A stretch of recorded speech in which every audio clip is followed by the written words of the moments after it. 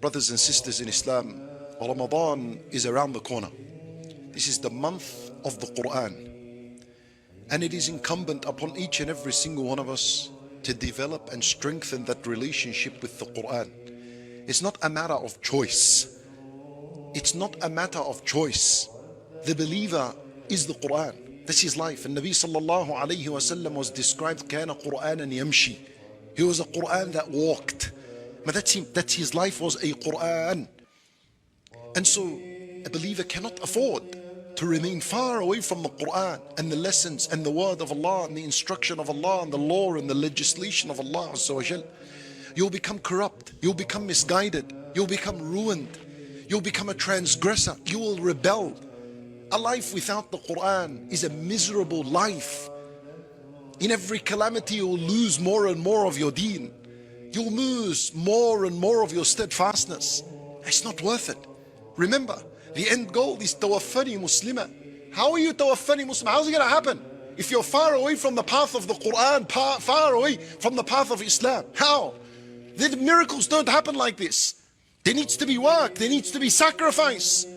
We said like Yusuf, making a sacrifice. I'd rather the calamity than this dunya. And he was honest, and Allah would give him death upon Islam at the end of his life. What are the sacrifices you've made in your life? What dunya have you cut out to increase the relationship with the Qur'an? What investment have you made for yourself to strengthen your understanding of Islam? What have you done? This is a question each and every single one of us must ask himself. Abubakar and Umar radiyallahu anhuma, they said, let's go visit Ayman. This is way after the death of the Messenger sallallahu alayhi wa sallam.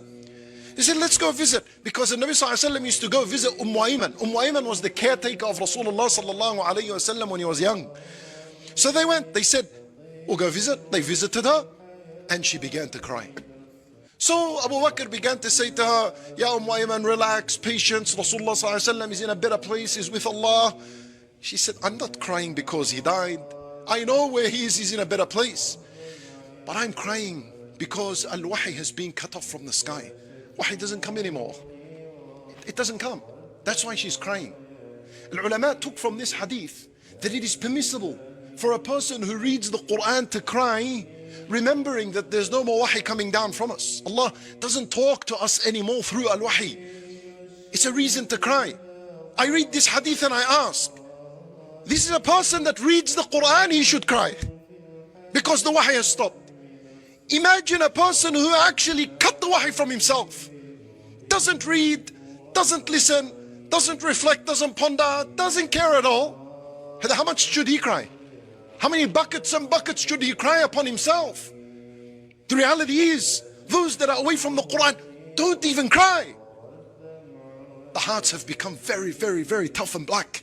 We ask Allah Azza wa Jal to purify them. During this month of purification, the month of Ramadan, do your best, my brothers and sisters in Islam, to establish something of the Qur'an in your life and in your family's life. We ask Allah subhanahu wa ta'ala to accept from us all.